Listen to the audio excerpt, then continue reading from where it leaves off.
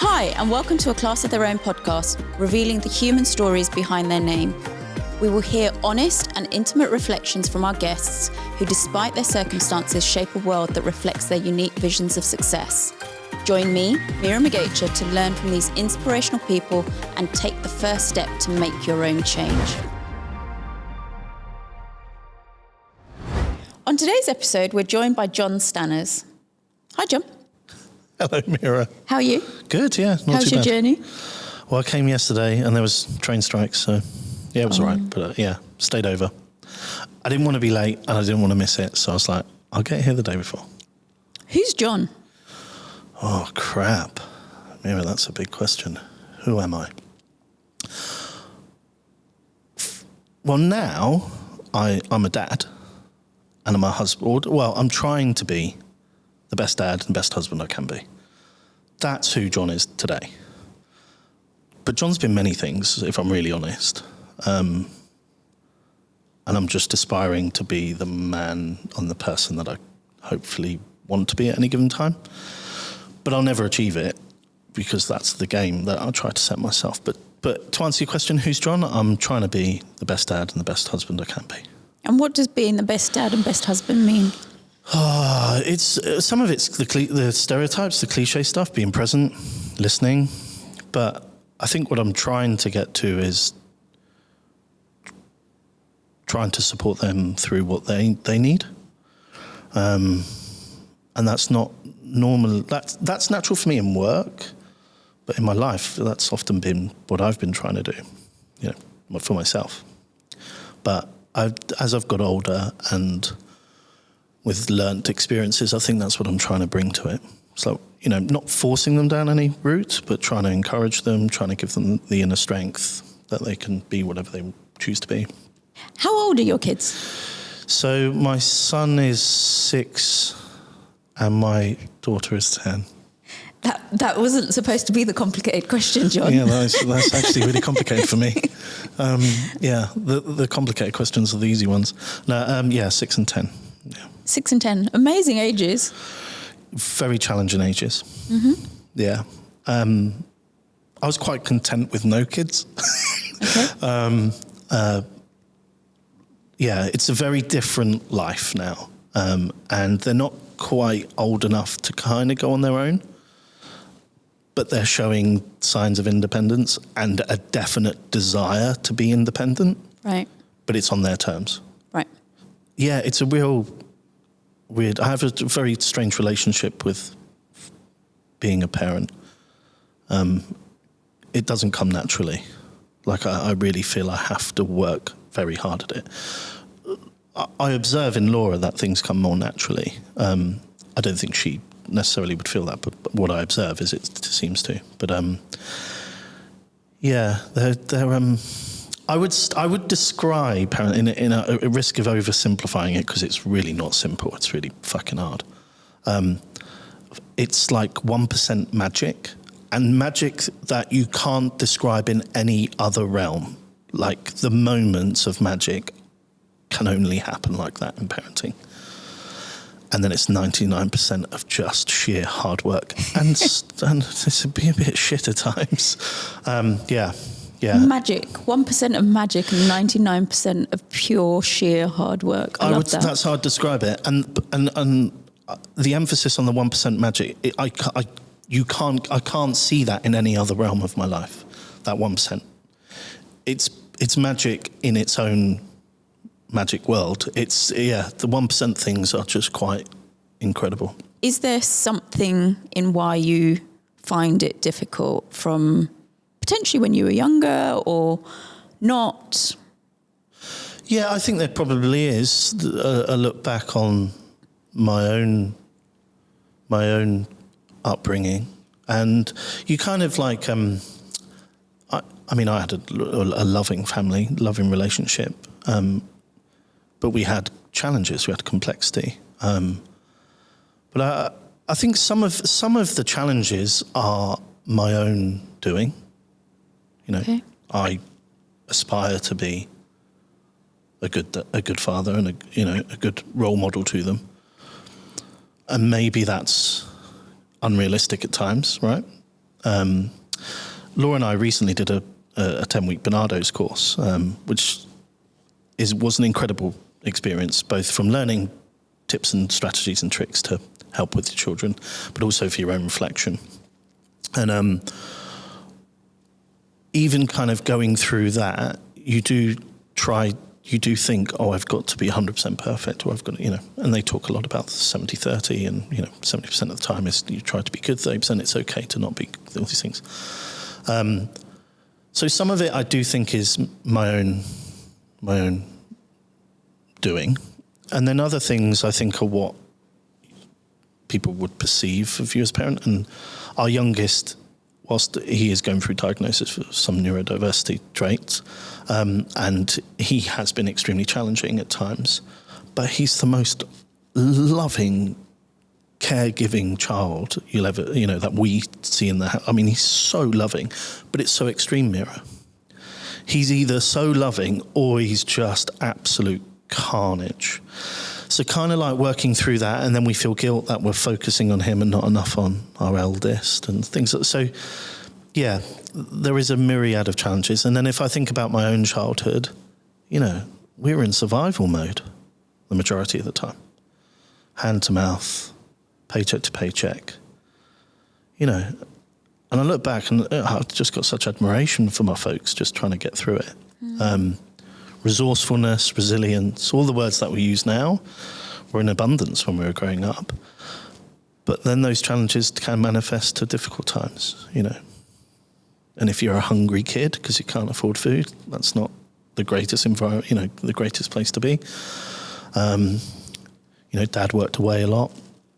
And so I think a lot of that I kind of reflect on in my parenting. It's like, okay, how do I do that? I can often, my bad dad or bad John can be a manifestation into anger and frustration and those things I hate. And then I go through a whole guilt process. So I'm trying to reduce them things because they're not healthy for me and they're not healthy for them. So, yeah, I'm working on those things. So let's take a step back, and you've kind of alluded to a few bits of what happened in your childhood and what comes up now and who you're trying to be. But let's try and unpack some of that, which is, where did John grow up? Who was John as a child? Who was then John as a teenager? And then who is John now? And I'm taking you through 3 decades of a journey. But help us understand, where was John in the earlier years? Well, there's the binary things. So I grew up in the northeast. My earliest years were in Newcastle. So I'm a Geordie. I'm now called a posh Geordie to all my family up there. Well, not me, but we, the 5 of us, are now posh Geordies.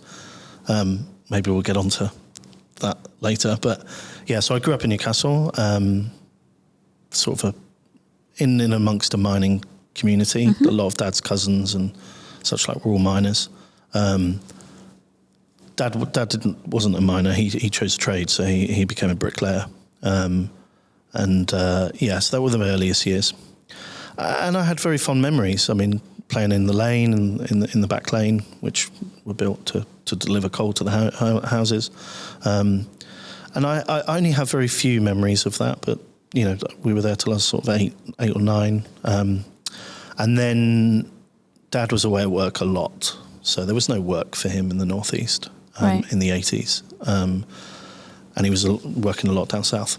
And Mum had encouraged us for a long time to think, well, if, we need to be together and we need to go where the opportunities are. So they did choose to move us down south, which was an extremely difficult thing for the family. I mean, I had no concept of this growing up. Looking back, you only know now. Yeah. But we may as well have moved to the moon. To the moon? To the moon. I mean, it felt such a physical thing. So where did you move to? We moved to Southampton. So you moved from Newcastle to Southampton? Yeah, which when you plot it on a map, It's only this big. Yeah, it's like It's only that big a move. Yeah, but at the time, I guess, and for that community, that was quite significant. Right. So tell me more about that. What happened? Why was it so significant? What was so different about it? I think a lot of it, there's a number of circumstances. It's never just one simple thing. But what I observe now, looking back, and what I felt at the time, but I didn't realise it was symbolic and important, is the sense of family and community. And going through miners' strikes, going through, challenges with work, you all kind of come together. Right. And that is your safety net. Because you don't have financial safety nets. You don't have other things. So community is the safety net. And then we had a death in the family, which my uncle died young, and these sorts of things. And I think all of that just was a hornet's nest of what, and now you're moving away and you're taking the grandkids away. And so I definitely, that's been a narrative and theme throughout kind of our life. At the time, we were none the wiser. Right. And even the transition of moving from north to south, the only vivid memory I have is we were ahead of Dad in the van, bringing our stuff down because we'd got the train, and we knocked on the neighbour's door, and they invited us in for a cup of tea. Oh, nice neighbours. They were very, very kind. However, maybe this can answer some of your questions about who was I then. I'm drinking a glass of water, and I bit the glass, and the glass was in my mouth, and I think that. I have a confused look on my face, primarily because that's my memory of moving down from north to south. Wow. Yeah. So, and I was kind of like with the glass in my mouth. I'm assuming you didn't injure yourself, and no, there wasn't a lot of blood. No, but when I think about that moment, all I think about is Otto, my youngest, because he's carnage at times, and that was me. So tell me about the different world and why it felt so different for you. What did you potentially lose, or what did you gain? Oh, yeah, I wouldn't say I lost family. So I grew up without grandparents. I grew up without cousins. Mm-hmm. And I don't know whether I lost anything because I grew up without them. But we were different. I mean, I had a very bold, strong Geordie accent, which you just wouldn't believe now. But when I think about like adaptation and trying to survive and fit in, part of my accent that's gone comes out maybe after a few pints and what have you, but it's gone, and it's about adapting, it's about fitting in. And now I've pretty much got a neutral accent. I mean, there's very little Geordie tone in me, but I mean, Dad's extremely strong still. And it's like all of those things were very different. The clothes we wore, the words we used, the dialect we had, the tone we had was all just very, very different. So what did that do to you, for you? Well, I think those were my first real observations and first real feelings of a class. Of a class. Of a class. Okay. It definitely felt like I was in a working class family, and there were more middle class people and families around me. Did you put those labels to that at that age, or is that a reflection from now looking back? The labels, no, they're a definite reflection. The feeling different. Okay. Was real. Okay. Now I'm older and a bit wiser. I think about like this notion of cultural capital, and everybody has cultural capital. Doesn't matter what class you are. And I'll bring that to life. So, the clothes you wear, the music you listen to helps you identify with, it's signaling. It helps you identify with who you are culturally. Now, if you go into a group who listen to that music, who wear those clothes, you have cultural capital at that level. Right. Just the same as if you wear pinstripe suits and braces and you go into the banking world, you have cultural capital. So everybody has cultural capital. But schooling, my experience of going to school certainly down south, felt like it was trying to shape all working class kids to be middle class. It is about bringing you up a level. Yeah. And I wasn't achieving that. So I just felt like an outcast. But I had tons of friends. I had lots of friends, lots of associates. But I just felt internally, rightly or wrongly, that it was a real struggle. And so what was it that you did to change that, or did it change? Yeah, one physical thing is what you hear now. I changed my accent. Yeah. You change your accent, your social norms change, the way you dress change. I would say as I've got older, I've gone backwards in terms of the way, I'm much more comfortable. I'd never been comfortable wearing suits and things when you get into the world of work, but that's what you had to do.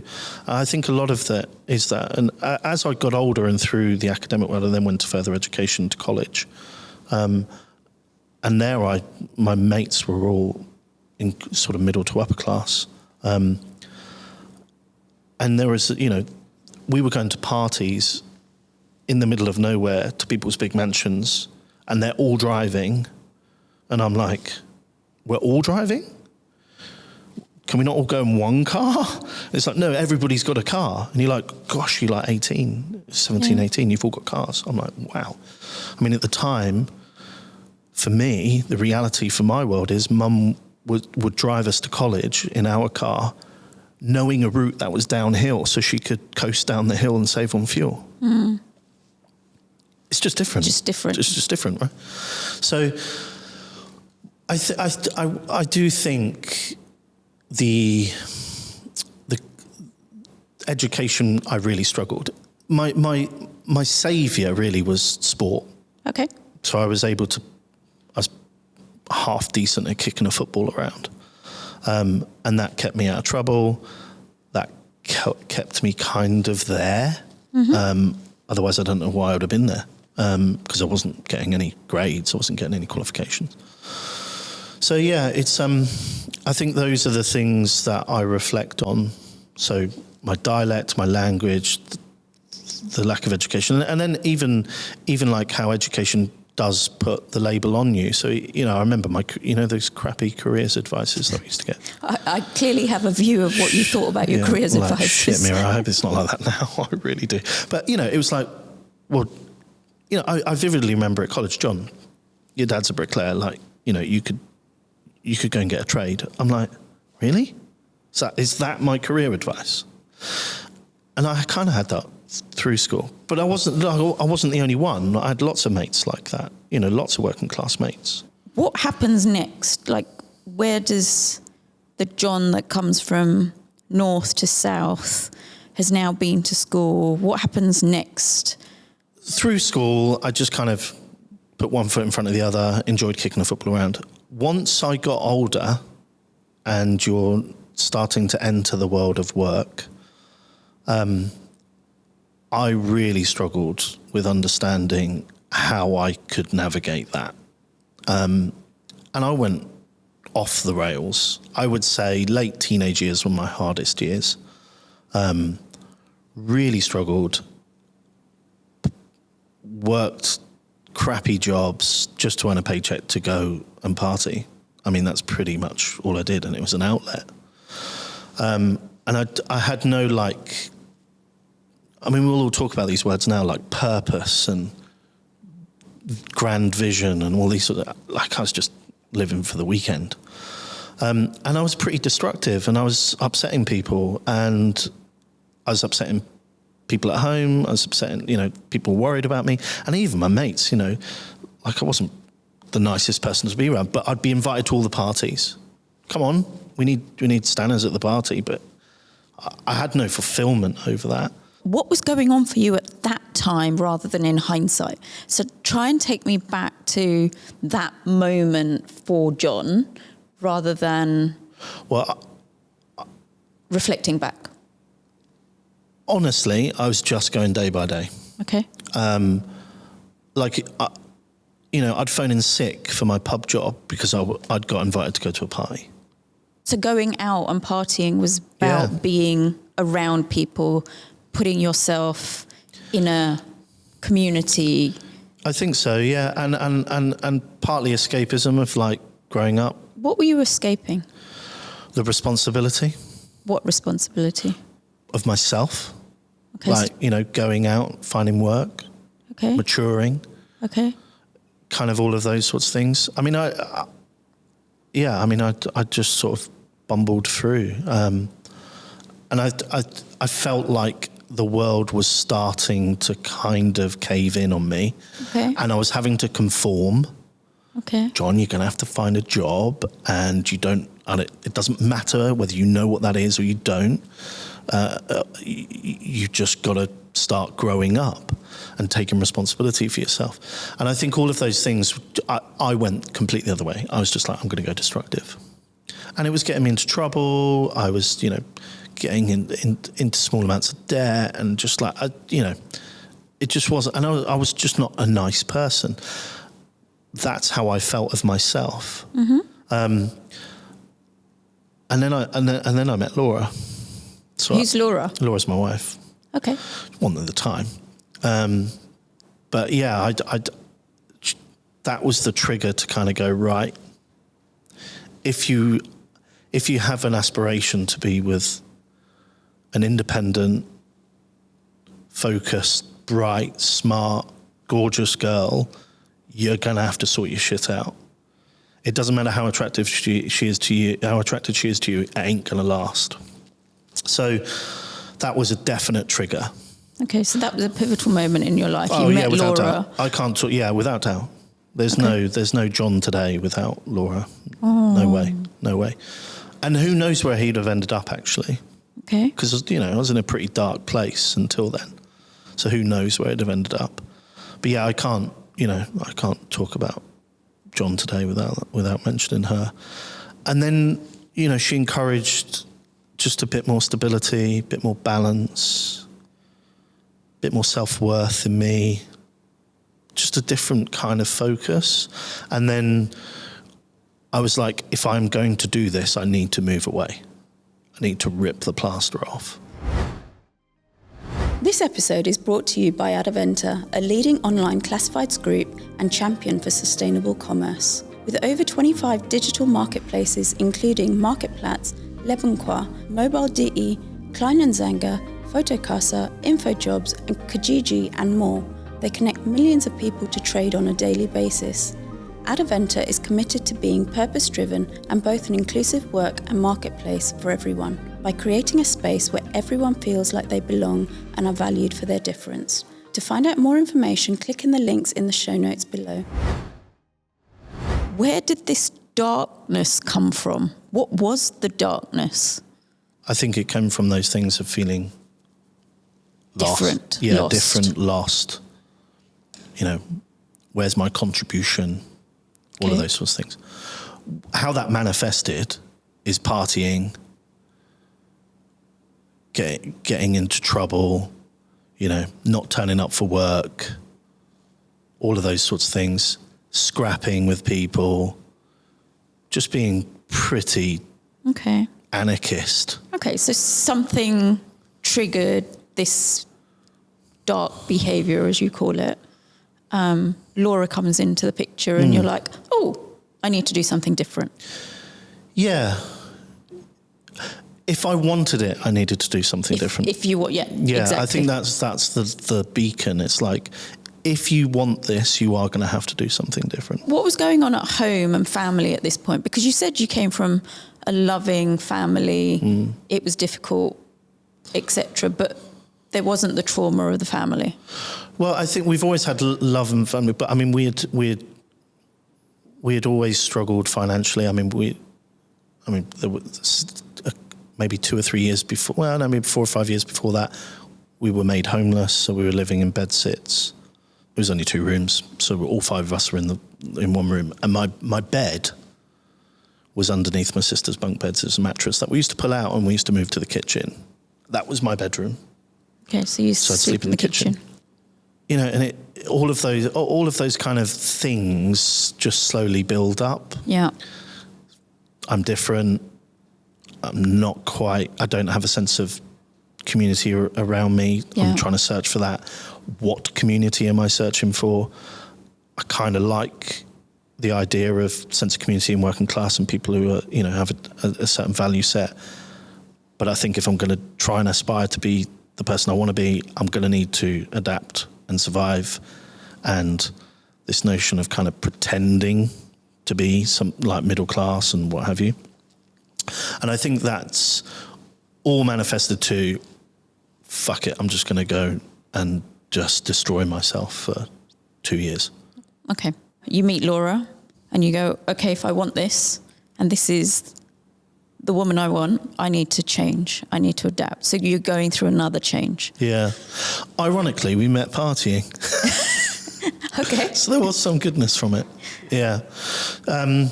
So honestly, it was a love at first sight story. And it was like, okay, John, if you don't really deserve this, so you got to sort some shit out. And then a year or so passed and I was like, right, come on, I need to rip the plaster off. And the only way I felt I could do that, to leave associates behind, leave friends behind and not be sucked in again, or, and some of my pals were getting into trouble with the law. And I was just like, look, you got to move, John. You just got to go. So I applied for university. Okay. To be a PE teacher. Mm-hmm. As a mature student. It was only the age that I had on the paper that suggested I was mature. I wasn't mature. But that was the excuse that gave me an anchor to say, yeah, I'm moving to go to uni. Okay. I didn't. I've fucked it up. I flunked uni. I couldn't afford it. I needed to work and I needed to get out. Okay. And where did you move? Only down the road to Chichester, but it felt quite symbolic to just move away. So I lived in Bognor Regis for a bit, then in Chichester, so West Sussex. Yep. And again, like, you're kind of experiencing different people, different worlds. And I had a really good time. I played a lot of sport, hence the PE degree. But I didn't pass. And I knew it wasn't for me. But moving away helped me understand where I could go. And then it was about, right, so how do I now bring, what does the aspirational John look like? And it's less about ambition for me. Ambition's about finding out what the accolade is at the end of the process. I'm much more, it's much more about the hope of who I can be. So it's much more aspirational. So there's an aspirational thing that seems to be guiding you throughout this entire process, and even potentially from when you were younger without knowing the language or why. So what's going on for you now? So now it is where we started our conversation. Well, there's a bit between that where I then found something I could aspire to be in a job, which I think is where I am at now, which is all about, when I was growing up, I felt like I needed the trophy. This is the ambition thing. Mm-hmm. I need the medal around my neck. Actually, what brings me joy and happiness is giving other people the medal and the trophy. I get way bigger kicks from seeing other people succeed and knowing I have contributed to their success than I do my own. Okay. And I found that through my job, which I guess we would call career now, which is HR and talent and building cultures and all these sorts of things. And I bring that to my life with the children. I think that's where I started. It's about, how do I help them be all they can be? And that's a big weight off my shoulders. Like, I don't feel like it's about me anymore. It's about them and it's about others. And I think some of that is what, when I look back at school and all of those challenges, I think some of it is masked around the need for ambition. Right. Or that's what I felt was the whole purpose of doing all this. Mm-hmm. Got to be ambitious, get your grades, get your job, get your house, all of these sorts of things. But actually it's not those things that make me happy.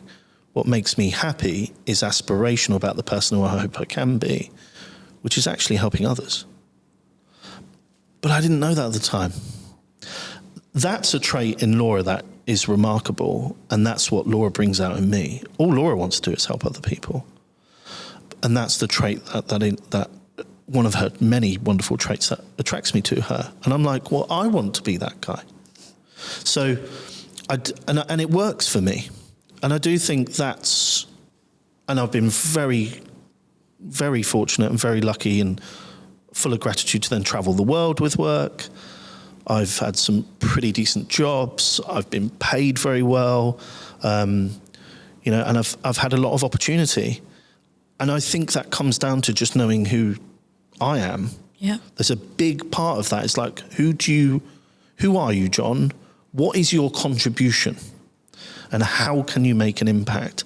But that took me ages to figure that out. When you think about these events that were supposed to happen and your life is about aspiring and helping people get their medal, and that makes you feel great, and the work that you now do in the corporate world or your career world, what comes next if you figured it out? Well, I think there's probably another thing I'd add to that, and it's about like intuitively navigating my life. Right. Like that, like I was saying, it feels all prescribed for me. It feels like these are levels that I've naturally had to go through. But they're made up. I'm just approaching them as they come at me. Some of them I've made them come at me, and some of them are, serendipitous. But what next? I don't know. Well, I don't know. I only know what I'm doing today, and that's, I guess that's my hope of a lot of people, is that everybody is new in the moment. Everybody. And your past labels or your past stories or your past journeys do not define the next new. So I guess I'm on a bit of a journey of discovery of life in many ways. And I can accept that might feel awfully scary to some people. I can accept that. But that is where I feel my most natural. I don't think that's necessarily great for like Otto, who needs a little bit more structure. Yeah. He can't have spontaneous dad who's just like, come on, we're going to go and do something, because he needs build up. He needs to understand what he's got to get ready, and he needs a little bit more structure. He's a chip off the old block. So do I, and I have that in Laura, and I have that in home. But it can't just be all about that. Yeah. So yeah, I think what's next? What's the new thing? I don't know. I think we'll just see where we land. But I know what is constant, and I think it's those two things. It's family as an anchor for me. The bond, the responsibility, the accountability, that is an anchor. The second is knowing that it's about others, not about me. If it becomes about me, then I get very destructive. And that is when I had my dark times, because I made it about me. And that just fills me with dread. Like, it can't be about me. If you were to give yourself advice over the last 30 decades, what would that advice be to you? Or is this the whole, if you could write a letter to your old 18 self? Why not? Although 30 years ago you wouldn't have been 18, but okay. Oh, yeah, no, I wouldn't have been. That's okay. Yeah, I flunked maths as well. What advice? I think my advice would be build self-awareness. Because how I'm navigating life would be awfully scary for certain people. Yeah. So I think my advice would be build self-awareness continuously and really work on understanding who you are, what motivates you, where you get energy, where you get love, where you get friendship, where you get happiness, all of those things. And then look, you will find those opportunities that map to you. And hey, that could be, I'm going to go through school, I'm going to get my grades, I'm going to go to university, I'm going to get my career, I'm going to get my job, I'm going to get my house, I'm going to do all those things. Do that if that maps to your self-awareness, and fuck everybody else that's challenging that, because it's not their story. Yeah. So I think it is the journey of self-awareness for me. And when I talk about my story and my journey, and I talk openly and honestly with my children, that's my story. Yeah. And it doesn't need to be pushed or encouraged on anybody else. But what I would advise is try to understand what you need throughout your journey of your life. And so when you think about pivotal moments, you talked about Laura being a really pivotal moment. And Still is. And still is. Are there any other people or moments that you kind of reflect back on and go, without that, I may not have got to understand myself. I may not have got my self-awareness. I may not have understood this. So prior to me meeting Laura, it was really my mum. Mum's a very intuitive person, very empathetic. And we had a very close bond, very close relationship, still do. And I think in many ways, Mum's equally as grateful as I am that Laura's in my life, because she sees the best me come out. There might be a little bit like, oh, maybe she's not needed so much, but that would be her perception, not mine. But yeah, I definitely had a strong relationship with Mum. She's football mad, so that kind of helped. Like football mad, I mean, she'd be on the terraces, as a young lady, and she supported every football match with me. And she does that with all three of us. So my younger sister's into her horses. She likes horse riding. And Mum encourages that and supports that. And I think Mum is definitely the kind of try it mentality. Right. Try it. Yep. So I'd have definitely said Mum was a big thing. And actually, when I had my dark teenage years, it was knowing I was letting Mum down. No, letting Mum down, that's probably the wrong phrase, but knowing I was putting Mum under an awful lot of strain was probably one of the big things that was driving me to sort my shit out until I met Laura. So definitely Mum. And then after that, I've definitely found I have far fewer friends. They're almost like brothers and sisters in many ways. They're not friends. They are what I was looking for as a teenager, which is when the shit hits the fan. They're around. You can pick up the phone. It doesn't matter if it's 3 a.m. You can pick up the phone, and they're pretty much likely to answer. I've become better in myself. Like I am also a support for me. Mm. I'm much more self-aware of what I need that brings the best out of me. And I'm aspiring continuously to be the best me, or all I can be is probably what I'd rather say is all I can be. But I know I'm not going to make it, but I'm kind of all right with that. I'll just keep going plugging through. Away. Yeah. And what is success going forward? You're loving these questions in terms of getting really deep into what this means for you. I've always had a weird thing about success. For me, if I put something on a success pedestal, that feels ambitious. And I think it's more about my personal growth and journey. So if I was to put a label onto success, for me, it's just about when I look back, I can think about what I'm learning, what I've learnt, what I don't want to do any more of, what I want to do more of. And then I think that is my success. Mm. So am I continuously identifying things that I should not be doing, that are either upsetting other people or not conducive to who I want to be and hope to be, and then focusing on all the things that I can do. But it could be something I just don't know yet. Yeah. And I'm also okay with that.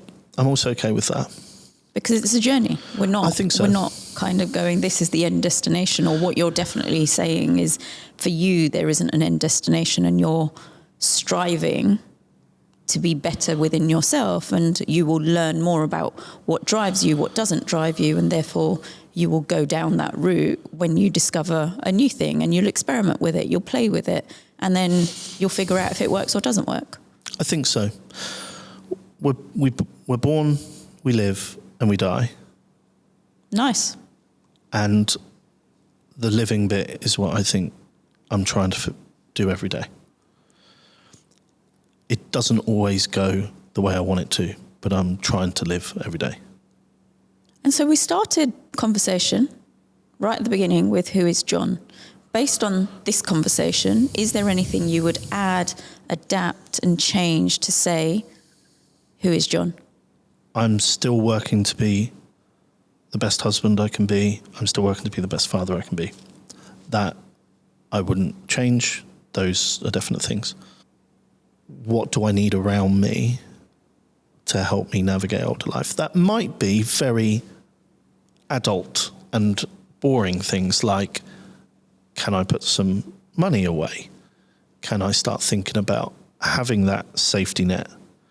Because that's part of the childhood bit. We didn't have financial safety nets. Now, I don't know if I have the opportunity to do that. Maybe that's something I need to figure out. But there is probably something about that now. And I don't feel old now. But there will become a point in time. So that's probably something I'm maybe considering, to think about, well, what does that look like? What does retirement look like? I don't even know what retirement is, but, like, what does it look like? I've got to think about that. The children are getting older, so I've got to think about, like, what are their needs? Like, what do I want? If I want to be the dad that I hope I can be, what can I give them? How can I help them through their journey? Is that very practical things? So it all comes back to John is about helping and supporting others. I think so. I'm at my most stable that way. That's all I know. And if I'm not doing that, I'm at my most destructive. So who is John? John, I don't know who John is, but I know what John's purpose is. John's purpose is to help others see that everyone is new in the moment, and that past labels, past chapters, past childhoods, past lovers, past relationships, friendships, do not define your future. I don't know who John is, but I know that's what I'm here for. Amazing. Thank you so much. Thank you. If you enjoyed that conversation, then please share A Class of Their Own podcast with your friends and family, and keep spreading the word to those that haven't discovered us yet. It makes a huge impact on our ability to have the people you want. Keep being you through connection, learning and play. You are a class of your own.